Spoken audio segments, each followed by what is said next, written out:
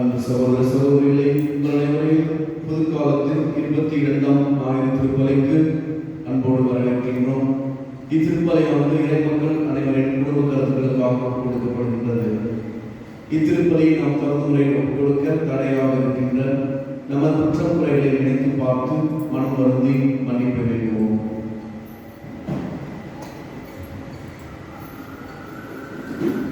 எல்லாம் இறைவன்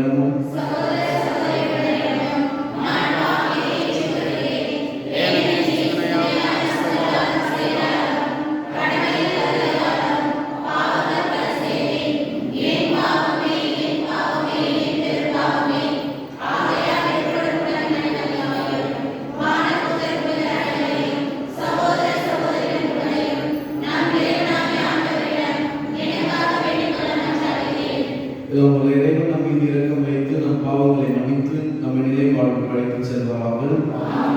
ஆண்டவரே இரக்கமாயிரும், கிறிஸ்துவே இரக்கமாயிரும், ஆண்டவரே இரக்கமாயிரும். உலகிலே கடவுளுக்கு மாட்சி உண்டாகுக.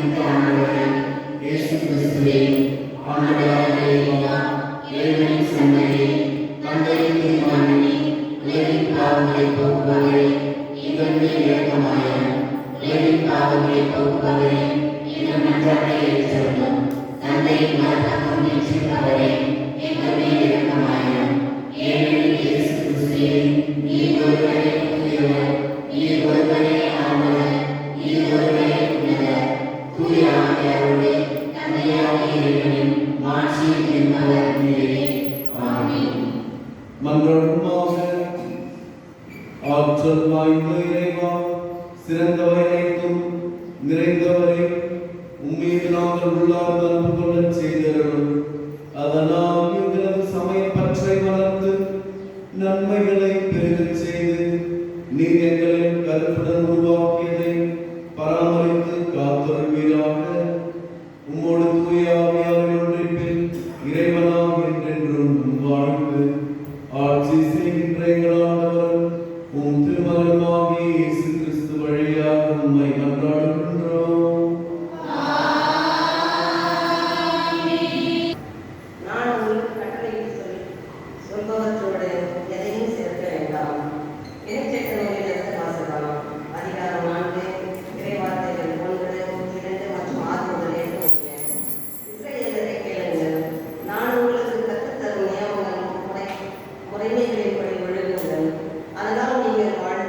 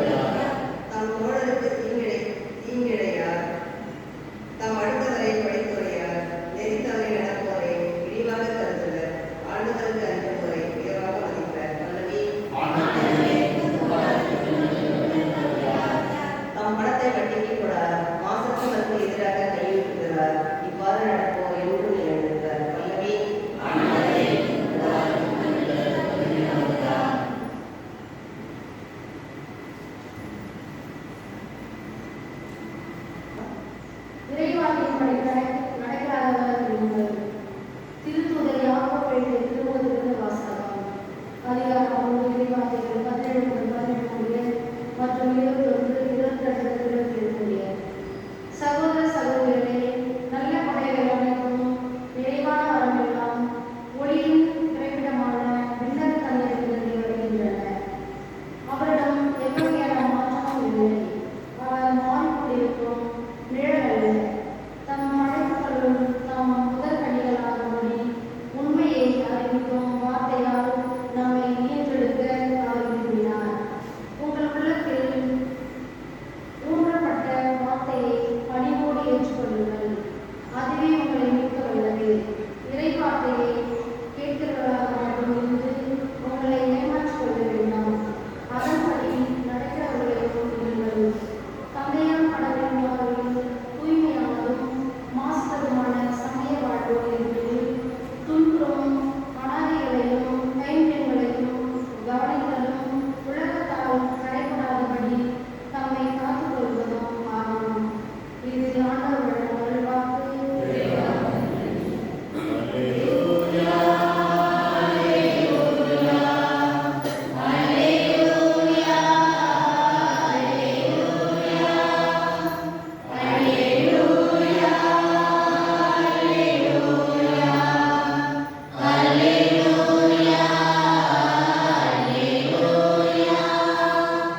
தம் படைப்புகளும் நாம் பசியடைந்தாரும்படி உண்மையை அறிவிக்குமாக்கிய நம்மை எடுக்க அவர் விரும்பினார். அல்லேலூயா.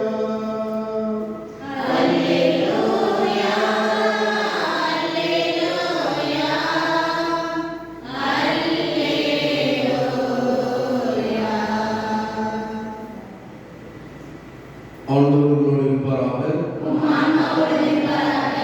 மார்க்கு எழுதிய தூய நற்செய்தியில் வாசகம்.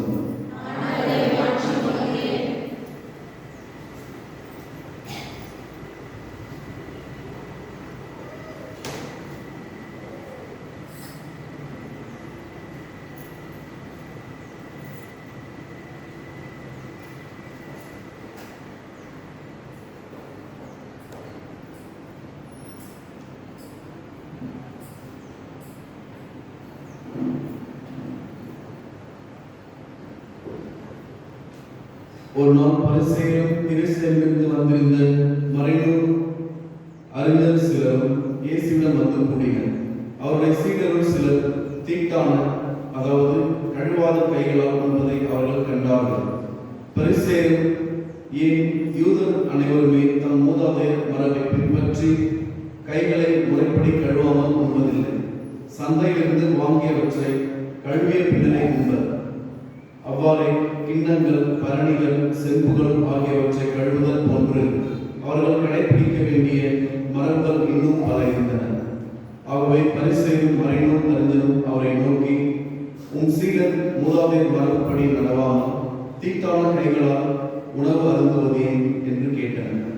அதற்கு அவர், வெளிவேடக்காரர்களாகிய உங்களை பற்றி எசாயா பொருத்தமாக இறைவாக்கு உரைத்திருக்கிறார். இம்மக்கள் உதட்டினால் என்னை போற்றுகின்றனர், இவர்கள் உள்ளமும் என்னை விட்டு வெகு தொலைவில் இருக்கிறது. மனித கட்டளைகளை கோட்பாடுகளாக கற்பிக்கின்றனர், இவர்கள் என்னை வழிபடுவது வீண் என்று அவர் எழுதியுள்ளார். நீங்கள் கடவுளின் கட்டளைகளை கைவிட்டு மனித மரபை பின்பற்றி வருகிறவர்கள் என்று அவர்களிடம் கூறினார். இயேசு மக்கள் கூட்டத்தை மீண்டும் தம்மிடம் வரவழைத்து அவர்களை நோக்கி, நான் சொல்வதை அனைவரும் கேட்டு புரிந்து கொள்ளுங்கள். வெளியே இருந்து மனிதருக்குள்ளே சென்று அவரை தீட்டுப்படுத்தக்கூடிய ஒன்றுமில்லை. மனிதருக்குள்ளே இருந்து வெளியே வருபவையே அவர்களை தீட்டுப்படுத்தும்.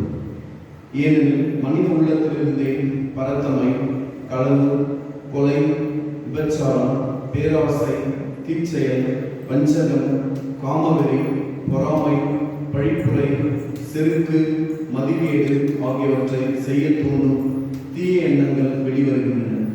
தீயனவாகியவை அனைத்தும் உள்ளத்திலிருந்து வந்து மனிதரை தீட்டுப்படுத்துகின்றன என்றார். ஆண்டவரின் அருள்வாக்கு. அன்புக்குரியவர்களே, ஒரு ஊர்ல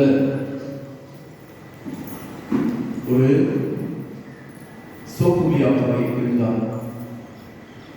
அவருக்கு ஒரு நண்பர் இருந்தார். சோப்பு வியாபாரி கடவுளை நம்பாதவர், நாத்திகர். கடவுள் நம்பிக்கை அவருக்கு சுத்தமா இல்லை. யாருக்கு? சோப்பு வியாபாரி செய்பவர், சோப்பு தயாரிப்பவர், வியாபாரிகள் தயாரிப்பவர். ஆனால் அவருடைய நண்பர் கடவுளை முழுமையாக நம்புபவர், எல்லாவற்றுக்கும் கடவுளையே சார்ந்திருப்பவர், எல்லாம் கடவுளால் தான் நடக்குது அப்படின்னு அவர் சொல்றவர், மற்றபடி சொல்றவர். இவங்க ரெண்டு பேருக்கு அடிக்கடி இந்த வாக்குவாதம் நடந்தே இருக்கு. எதுதான் என்ன கடவுள் நம்புறீங்க, கடவுள் நம்புறதே வேஸ்ட் அப்படின்னு சொல்லிட்டு ஒரு நாள் அந்த மாதிரி வாக்குவாதம் தொடங்குச்சு. அப்போ பாரு, உலகத்துல அங்க பார்த்தா கொலை நடந்தது, இங்க பார்த்தா விபத்து நடந்தது, இங்க பார்த்தா கற்பழிப்பு நடந்தது, இங்க பார்த்தா கொள்ளை நடந்தது. இப்பெல்லாம் கடவுள் எங்க இருக்கார்? கடவுள் எங்க இருக்கார்? கடவுள் தான் என்ன பண்ணிருந்தோம்? எல்லாத்தையும் என்ன பண்ணிருந்தோம்? தடுத்திருந்தோம்ல. அப்போ உன்னுடைய நற்செய்தி வீண், நீ நம்பி நற்செய்தி வீண், அது எந்த வேலையும் செய்யல, அதனால நம்மள அப்படின்னு சொன்னார். இந்த கடவுளை நம்புகின்ற மனிதர் அப்படியே நடந்து போயிட்டு இருக்க, அமைதியாக போயிட்டு இருந்தார். வழியில் ஒரு சின்ன பையன் சேத்துல விளையாடிட்டு இருந்தான். அவன் உடம்பு ஃபுல்லானாயிடுச்சு, சேராயிடுச்சு, ஷர்ட் பேண்ட்லாம் சேராயிட்டு.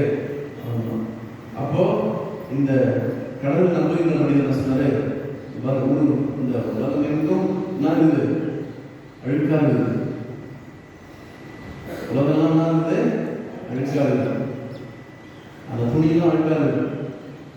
அப்போ உன்னுடைய சோப்பும் வேஸ்ட் தான் அப்படின்னா உடனடியாக சோப்பு என்ன வந்துச்சு? கோவம் வந்துச்சு. அது எப்படி என் சோப்பை வேஸ்ட்னு சொல்லணும்?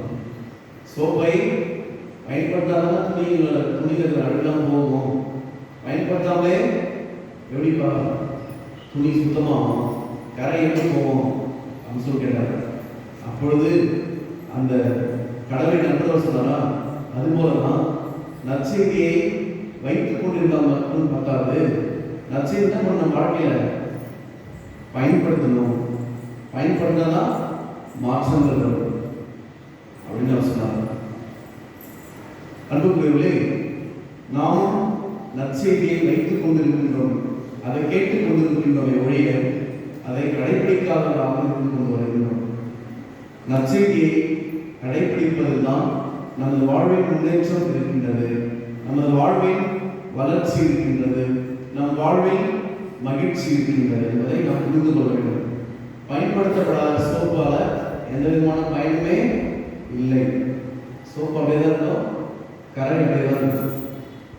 சோப்பு துணியோட சேரணும், அப்பதான் அந்த சோப்பானது அந்த துணியில் இருக்கின்ற அழுக்கை எடுக்கும்.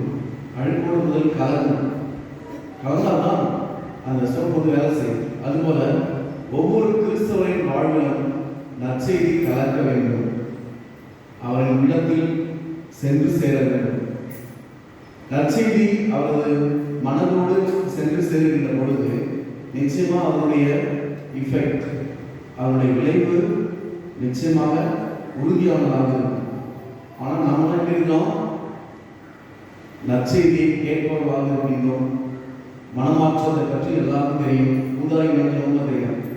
ஆனால் அந்த ஊதாரி மையத்தை நம்ம நம்மளோட மனம் திரும்பி தந்தைகிட்ட வரமாட்டோம். ஊதாரி மையம் கதை எல்லாரும் தெரியும் இல்லையா? யாருக்கும் தெரியும்? எல்லாருக்கும் தெரியும். அந்த ஊதாரி மையம் என்ன பண்றான்? தவறு செய்யலாம், தவறு செய்துவிட்டு நாம் செய்வது தவறு என்பதை அவன் புரிந்து கொண்டான், உணர்ந்து கொண்டான். உடனடியாக பண்றான், அவன் எழுந்து அந்த அப்பாவை நோக்கி வரான். வந்து அப்பா கிட்ட மன்னிப்பு கேட்கிறான். அப்பா, வானகத்திற்கும் உமக்கும் இருக்காது நான் அவன் செஞ்சேன், என்னை ஏற்றுக்கோங்கன்றான். ஆனால் நாம் என்ன பண்றோம்? நம்ம செய்து சரி, நம்ம வாழ்றதுதான் கரெக்டான வாழ்க்கை. நம்ம யாரும் பண்ண தேவையில்லை, எந்த அறிவுரையும் சொல்ல தேவையில்லை. அப்படியே சொன்னாலும் சாமியார் ஏதோ பூச வைக்கிறாரு, பிரசங்க வைக்கிறாரு, சொல்லிட்டு போட்டோம், படுற வேலையை செஞ்சுட்டு போட்டோம். அப்படின்னு நாம் இருந்தால் நிச்சயமாக நம்ம வாழ்வில் மாற்றமே வராது.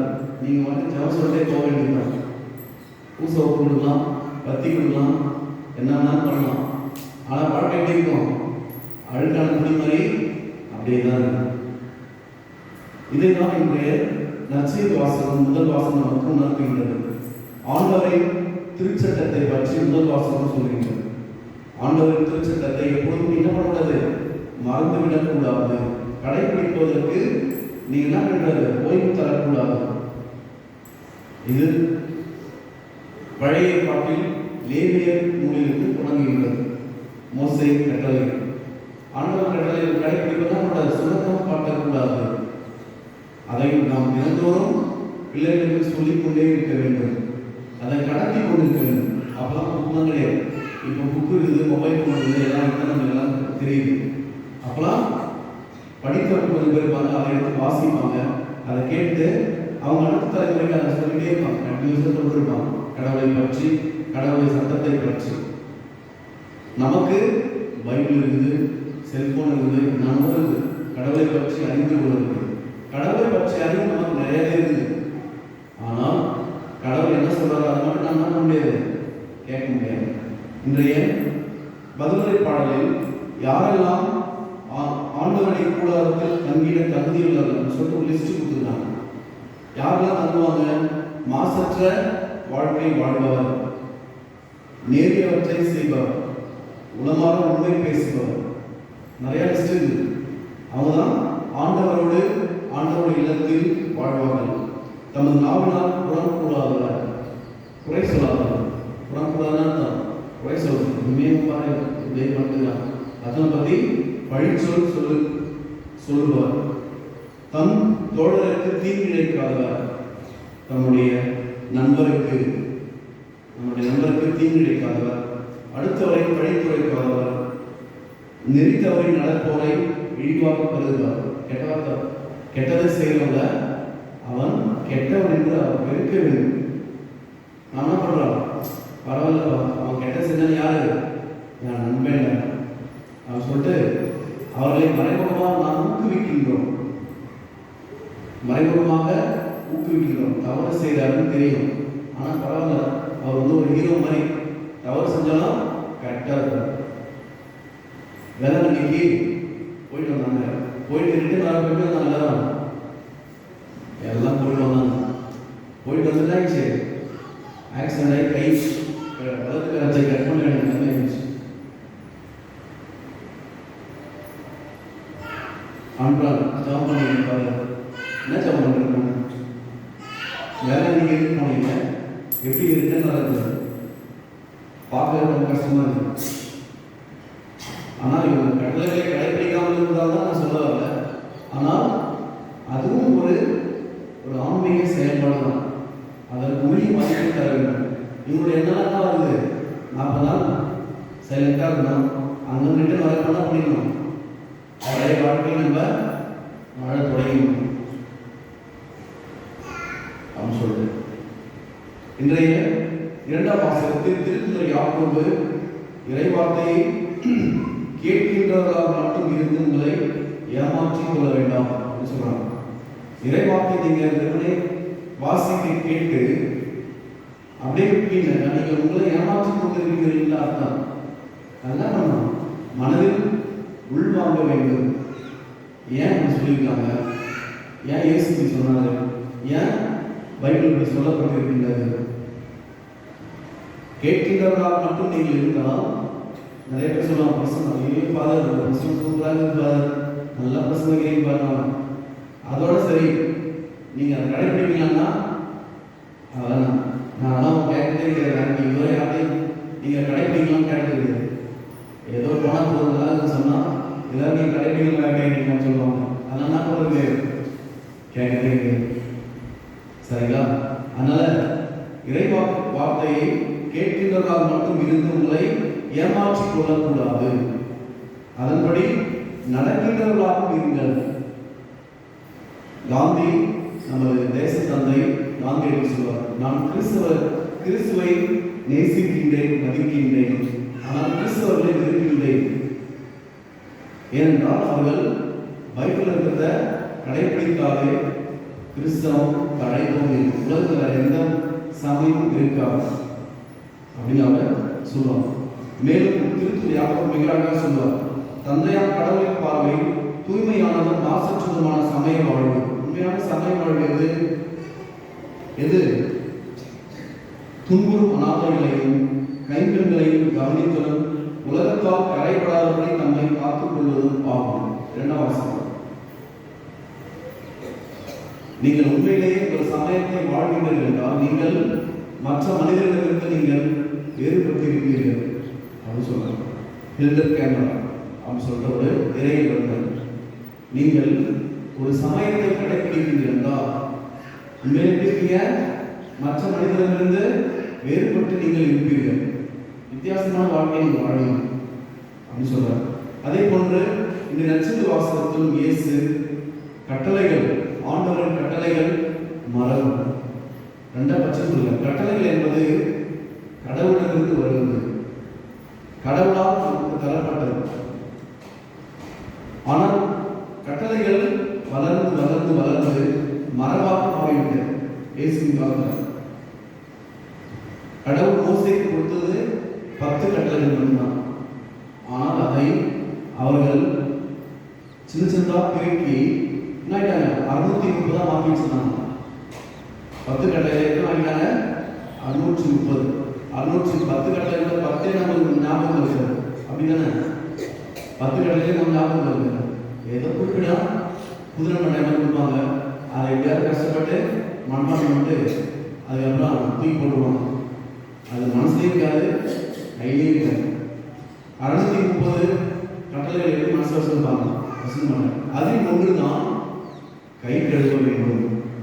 வெளியில் கொண்டு தான் சொன்னான் கை கழுவ, கால்களை கழுவ வேண்டும். ஏனென்றால் அந்த வசதியாக இருக்காது. அவர்கள் அந்த ஊட்டி சொல்றாங்க, ஒட்டகம் கழுதை போன்ற விலங்குகள் வழியாக பயணம் செய்யும் பொழுது அப்படின்னா சீர் அடிக்கும், மண் அடிக்கும். அதனால கை கால்களை கழுவ வேண்டும். இது ஒரு தூய்மை அடையாளம். கண்டிப்பாக கை கழுவுறது உண்மைதான். ஆனால் இயேசு ஒரு வீட்டுக்கு செல்கின்ற பொழுது அவர் ப்ரிப்பேர்டாக தான் போறாரு. ஒரு வீட்டுக்கு நீங்க போறீங்க அப்படின்னா குளிச்சுட்டு நல்லா நீட்டாக தான் போவீங்க, சுத்தமாக தான் போவீங்க. ஆனால் அவங்க சொல்றாங்க, இயேசு தான் பண்றாரு, இயேசு சீடர்களும் கை கழுவாங்க கால் கழுவாங்க உள்ள போயிட்டாங்க. அது கட்டளைகள் அப்படின்னு அவங்க நினைச்சுக்கிட்டு ஏன் நீங்க கட்டளைகளை கடைபிடிக்காம இருக்கிறாங்க. மோசே கை கழுவுவதை கழுவிடும் சொல்லி கட்டப்பட்டுள்ளாரா? எங்கேயாவது இருந்தா கிடையாது. அது மரபு. எல்லாருக்குமே ஒரு மரபு இருக்கும். மரபு என்னது? நீங்கள் ஒரு பழக்கத்தை வைத்திருக்கிறீர்கள் அப்படின்னு வச்சுங்க, அந்த பழக்கத்தை நீங்கள் தொடர்ந்து செய்வீங்க. எடுத்துக்காட்டாக ஒரு சிலருக்கு 5 மணிக்கு எழுந்திருக்கிற பழக்கம், ஒரு மணி 10 மணி தான் எழுந்திருக்கும், ஒரு சிலர் 10 மணி தான் எழுந்திருப்பாங்க. அவங்கள பார்த்து சொல்லலாம் 5 மணிக்கு 5 மணிக்கெல்லாம் தூக்கமே வராது, பயோகாப் அப்படின்னு சொல்லுவாங்க. 5 மணிக்கெல்லாம் அவங்களுக்கு தூக்கமே வராது. அவர்கள் 5 மணிக்கு எழுந்து ஜம்மால சொல்லுவாங்க, அல்லது வீட்டில் பத்தி கொளுத்தி சாம்பிராணி போட்டு ஒரு 10 நிமிஷம் ஜபம் சொல்றாங்கன்னு வச்சுக்கங்க. அது அவர்களுக்கு பழக்கம். அந்த பழக்கத்தை அவங்க மனைவி புரிந்து கொண்டு அறிந்து கொண்டு அவங்க தினத்தோறும் கணவர் இந்த டைம்ல இதை செய்வாங்க சொல்லிட்டு பத்தி சாம்பிராணி போட்டு ரெடியாக வச்சுருப்பாங்க. எங்க ரெடி ஆயிடுச்சு என்ன பண்ணுங்க ஜபம் சொல்லுங்க அப்படின்னு சொல்லுவாங்க. இது கட்டளை கிடையாது, இது கட்டளை கிடையாது. மனைவிக்கு ஒரு நாள் உடம்பு சொல்ல வச்சுங்க, என்ன பண்ணுவாங்க? என்ன பண்ணுவோம்? கட்டளைகளை ஏன் கடைபிடின்னு சொல்லிட்டு யாரும் போய் மனைவி கேட்கலாமா? கேட்கக்கூடாது. ஜபம் பண்ணுங்க. என்ன பண்ணுறது? யாரு இவ்வளோ நாள் நீங்க தான் எடுத்து வச்சீங்க, ஒரு நாள் அட்ஜஸ்ட் பண்றதும் கிடையாது. கட்டளைகளை கடைபிடிக்கிறோம் தான். இதுதான் பரிசேயர்கள் மண்ணில் தான் இயேசு கேட்கிறாங்க. ஜெபம் சொல்வது கட்டளை கிடையாது, சாம்பிராணி போறது கட்டளை கிடையாது, மென்பத்தி போறது கட்டளை கிடையாது. ஆனால் அது நமக்கு தேவை. ஏனென்றால் ஜெபம் கடவுளை நம்மோடு இணைப்பது. அது பக்தி அவசியமா அவசியம் இல்லையா? கடவுளை இணைப்பதற்கு சாம்பிராணி பக்தி அவசியமா அவசியம் இல்லையா? தேவையில்லை. கடவுள் சாம்பிராணி போனதான் ஜெபத்தை கேட்பாங்க, இல்லைன்னா ஜெபத்தை கேட்க மாட்டேன்னு சொல்றாரு எங்கேயாச்சும். என்ன நீ பக்தி இல்லை, ஐயோ காசு இல்லை, கடவுளை மன்னிச்சுங்க, பக்தி இல்லாமல் ஜெபம் சொல்றோம் அப்படின்னா பண்ணுவாரு. நோ நோ நோ, பக்தி கொடுத்தாதான், இந்த பிராண்ட் பக்தி கொடுத்தாதான் அவங்க ஜெபத்தை கேட்பாங்க. இந்த சாம்பிராணி நீ ஸ்மெல் சரியில்லையே, சாம்பிராணி வந்து குவாலிட்டி கம்மியாகுது, கொஞ்சம் ஜெபத்தை கேட்க மாட்டேங்குது கடவுள் கிடையாது. இதெல்லாம் மரபு. ஆனால் பல நேரங்களில் என்ன பண்றோம், இந்த மரபை பிடித்துக் கொண்டிருக்கின்றோம். கட்டளைகளை விட்டுறது. கடவுள் அந்த கட்டளை என்னது? கொலை செய்யாதே. நம்ம இன்றைய நற்செய்தியில சொல்ற போல என்னது? களவு, கொலை, விபச்சாரம், பேராசை, தீச்செயல், வஞ்சகம், காமவெறி, பொறாமை, பழிப்புரை, செருக்கு, மதிகேடு, இதெல்லாம் செய்யாம இருந்தா கட்டளை கடைபிடிக்குது. இதெல்லாம் தான் கடவுள் கேட்கிறார். இதெல்லாம் செய்யாத அப்படிதான் கேட்கிற வழிய நீ வந்து பக்தி கொள்கை வை அப்படின்னு சொல்றது. நிறைய நம்ம இதை பிடித்துக் கொண்டிருக்கின்றோம். நான் இருந்த முன்னாடி ஒரு பங்கு நடப்பாங்க, திருவிழா முடிஞ்சோடனே தெருக்கு கோயில் அந்த ஆரணி பக்கத்தில் தான் இருந்தாங்க. அந்த சைட் ஃபுல்லாகவே திருவிழா வந்து என்ன பண்ணுவாங்க, தெருக்கு கோயில். தெருவுக்கு எவ்வளோ நிறைய செலவு சொல்லுவாங்க, எவ்வளோ? 60,000. எவ்வளோ? 60,000.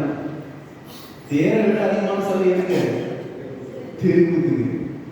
என்னடா பாருங்க, பட்டாசுக்கு 50,000, மேலத்துக்கு 30,000. இதெல்லாம் சட்டமா? போன வருஷம் 25,000, இந்த வருஷம் 30,000. அப்போ மேலம் இருந்தால்தான் சாமி வருமா? பட்டாசு மேல நம்ம ஒரு தின்னாவா அப்படி நம்ம கேட்க போகணும். அவ பட்டாசு நீ பட்டாசு கம்மியா இருக்கு, நான் உங்களுக்கு பிளஸிங் கொடுக்க மாட்டேன் சொல்லுவாரா? சொல்லுவாரா? சொல்ல மாட்டாரா? அது நமக்கு புரியுது.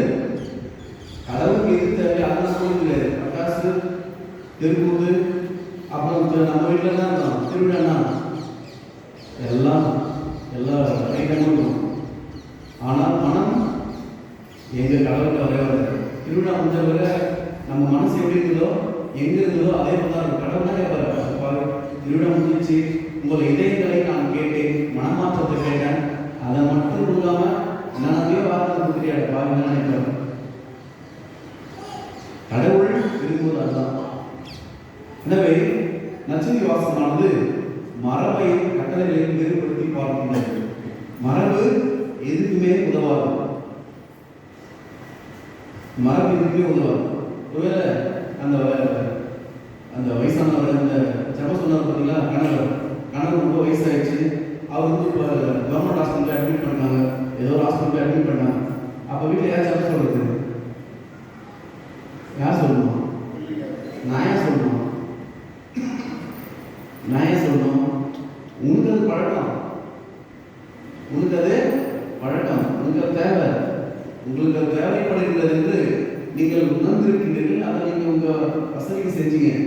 ஆனால் பையன் பாருங்களாங்க, சாம்பிராணி எங்கே போகிறது, பக்தி மெடிக்கல் எங்கே போகிறது, கல்ஃப் கண்ட்ரிஸ் இல்லாமல் வச்சுங்க, அங்கே போய் என்னென்ன பண்ணக்கூடாது, சாமியை கும்பிடக்கூடாது. அப்படின்னா பண்ணுறது நீ வந்து 4 வருஷமா நான் என்ன உங்களை நினைச்சே பார்க்கல, உங்க ஜபத்தை நான் கேட்க மாட்டேன். கல்ஃப் கண்ட்ரிஸ் பண்ணுறாங்க, மாதா டிவினா பார்க்குறாங்க, எங்கெங்க பூசுறது மாதிரி லைட் டெலிகாஸ்ட் நடந்தது இல்லையா, அதெல்லாம் நம்ம பக்தியாக பார்த்துக்கிறாங்க. நமக்கு பூசை நேரடியாக கிடையாது, அந்த பூசையை பார்க்க வர மாட்டாங்க. எனவே மரபை நாம் சிந்திக்க வேண்டும், கட்டளைகளின் சாரத்தை உணர்ந்து கொள்ள வேண்டும். இறைவார்த்தையை கேட்பது, இறைவார்த்தை என்பது கடவுளின் கட்டளை, நாம் வேற ஒன்றும் கிடையாது. கடவுளின் கட்டளை நாம் ஏற்பது மட்டுமல்ல, கேட்பது மட்டுமல்ல, அதை அன்றாட வாழ்வில் கடைபிடிக்க முயற்சி செய்வோம். அப்பொழுதுதான் நம் கிறிஸ்து வாழ்வு நிறைவு பெறும். அந்த நிறைவிலிருந்து மகிழ்ச்சியும் அன்பும் ஆசையும் நிறைவாக நமக்கு கிடைக்கும். அதற்கான வரத்தை முறையும் நம்பிக்கையோடு கொண்டாடுவோம். ஆமென்.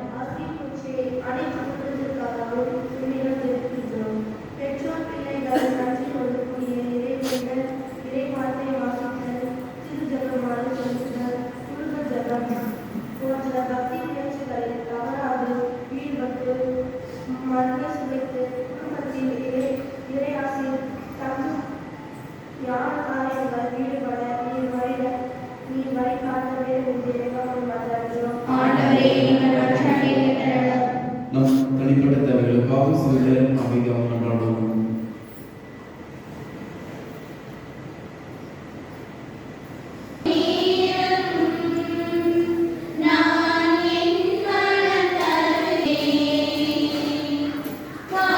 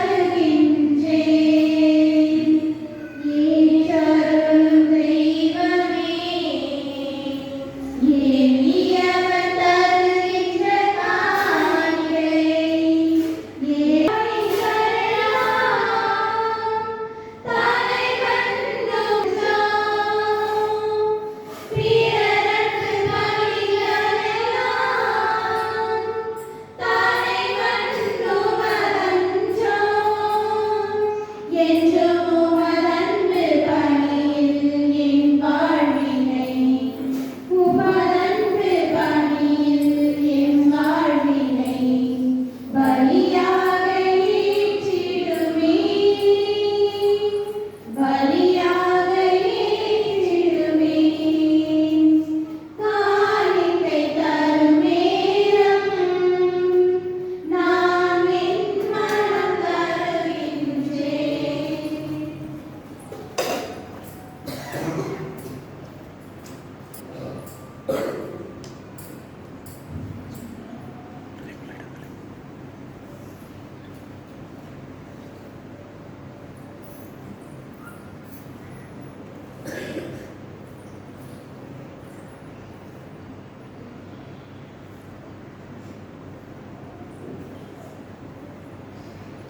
அன்பு சகோதர சகோதரிகளே, என்னுடையதும் உங்களுடையதுமான இந்த பலி எல்லாம் வல்ல இறைவனாகிய தந்தைக்கு ஏற்றதாகபடி கொண்டாடுங்கள். ஆண்டவர் தம்மை ஏற்றுக்கொள்ளும் ஆட்சியாகவும் நன்மைக்காகவும் புனிதர்களுக்காகவும் மனிதர்களை ஏற்றுக்கொள்வாராக.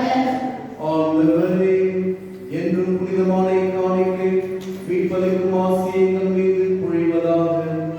இவ்வாறு அடையாளமை திகழும் திருப்பலி உமது ஆற்றலால் நிறைவு பெறுவதாக. எங்கள் ஆண்டவராகிய கிறிஸ்து வழியாக உம்மை மன்றாடுகின்றோம். ஆண்டவர் உங்களோடு இருப்பாராக.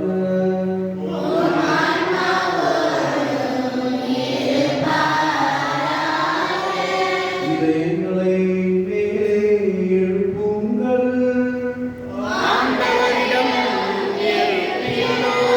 நம் இறைவனாகிய ஆண்டவருக்கு நன்றி கூறுவோம்.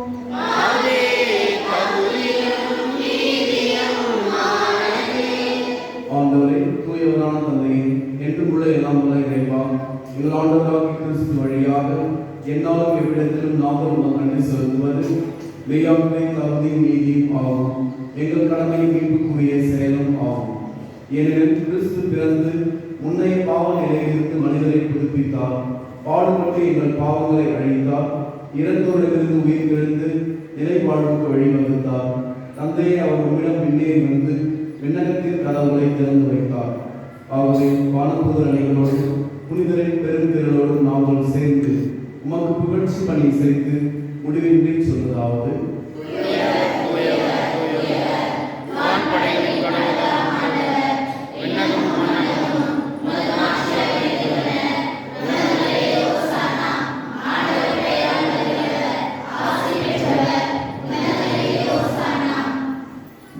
ஆண்டவரே, யாவே தூயவர், தூய்மை அனைத்துக்கும் ஊற்று. ஆவே யாவை பொழிந்து இக்காணிக்கைகளை தூய்மைப்படுத்தமை வேண்டுகின்றோம்.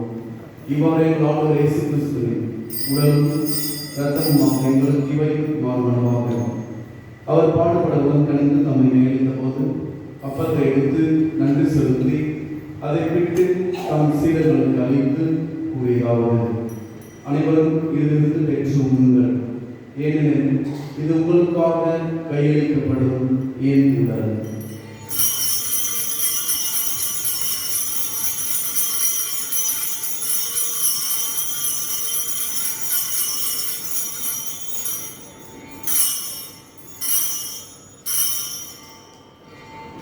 அவனதை இரவு இருந்த இறங்கிய கிண்ணத்தை எடுத்து மீண்டும் நன்றி கூறி தம் சீடர்களுக்கு அழைத்து அவர் கூறியதாவது: அனைவரும் இதிலிருந்து பெற்று பருகுங்கள், ஏனெனில் இது புதிய நிலையான உடன்படிக்கை கூறிய என் ரத்தத்தின் கிண்ணம். இது பாவ மன்னிப்புக்கு என்று உங்களுக்காகவும் பலருக்காகவும் சிந்தப்படும். இதை என் நினைவாக செய்யுங்கள்.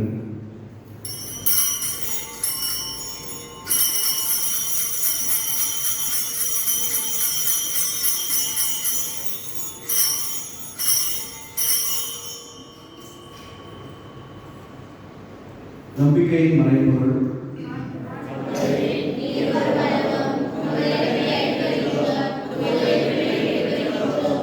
ஆகவே நாங்கள் கிறிஸ்துவின் இறப்பினை உயிர்ப்பினை நினைவு கூர்ந்து வாழ்வு தரும் அப்பத்தை மீட்பளிக்கும் கிண்ணத்தை உங்களுக்கு கொடுக்கின்றோம். உம் திருமணம் என்றும் அக்கூழியின் புரிய தந்தவர்களை ஏற்றுக்கொண்டே எனவே நன்றி செலுத்துகின்றோம். மேலும் கிறிஸ்துவின் உடலிலும் இரத்தத்திலும் பங்கு கொள்ளும் எங்களை தூய ஆவியார் ஒன்று சேர்க்க வேண்டும் என உம்மை தாழ்மையுடன் மன்றாடுகின்றோம். ஆண்டவரே, உலகெங்கும் பரவியிருக்கும் ஒரு திரு அவையை நினைவுகூர்ந்தருளும். எங்கள் திருத்தந்தை பிரான்சிஸ், எமது பேராயர் பிரான்சிஸ் கலிஸ், எல்லா திருநிலையினர் ஆகிய அனைவரோடும் ஒரு திரு அவை அன்பில் நிறைவேறச் செய்தருளும்.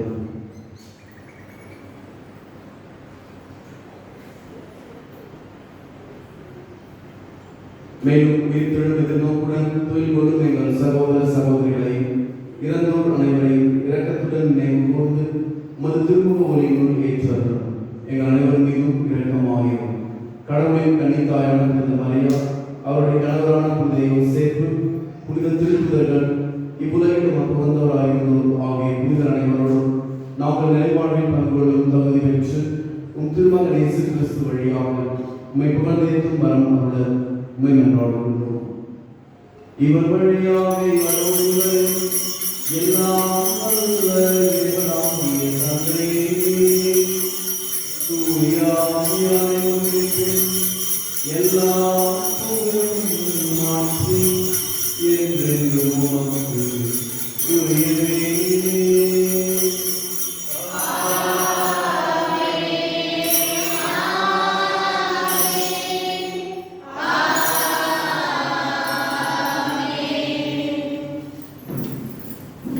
மீட்பரின் கட்டளையால் கற்பிக்கப்பட்டு இறைப்படிப்படியாக பயிற்சி பெற்ற நாம் புரிந்து மன்றாடுவோம்.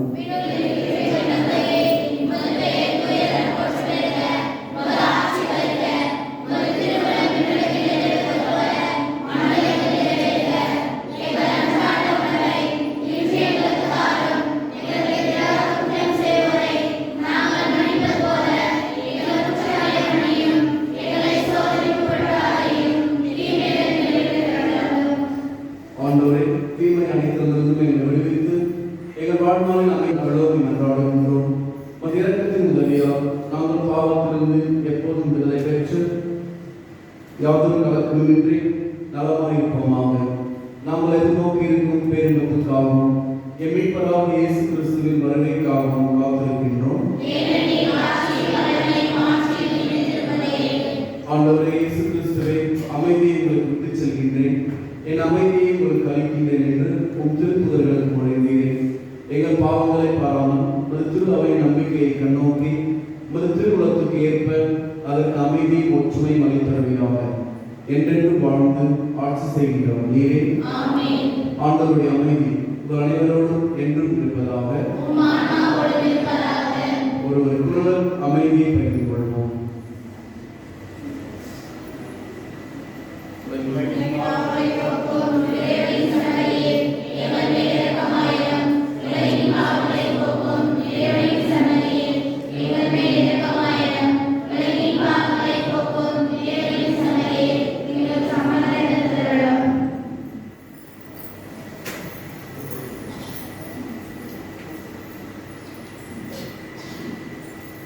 இதோ இறைவனின் செம்மறி, இதோ உலகின் பாவங்களை போக்குகிறவர்.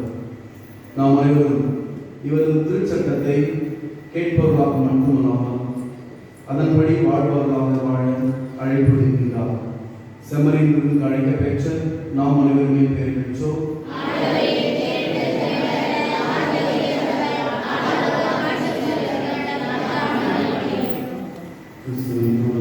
நம்மை காத்து இறைவாழ்கின்றார்.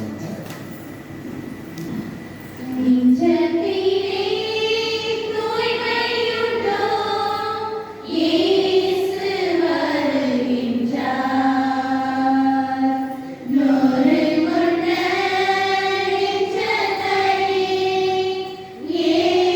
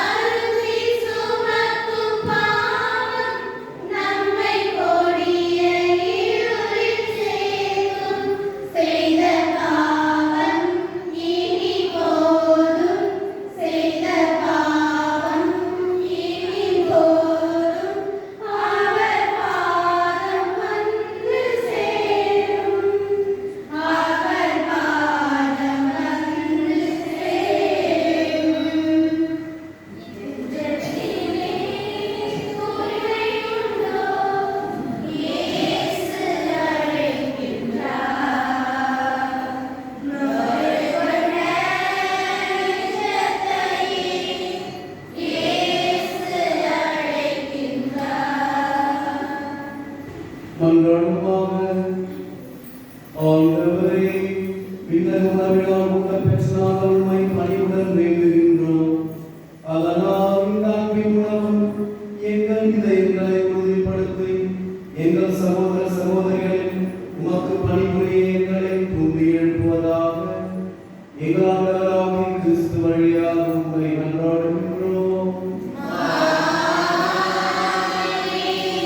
ஆண்டவர் உங்களோடு இருப்பாராக.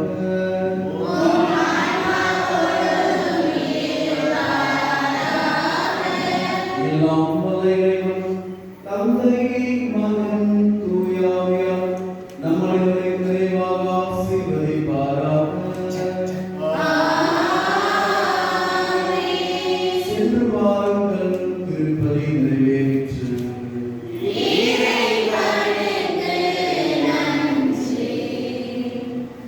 தாவீதின் குடமலரே, மொழி தாங்கிடும் மகள் விளக்கே, எம்மை காத்திடும் ஆரணமே, அருள் சுரந்திடும் தேன் சுனையே. தாவீதின் குடமலரே,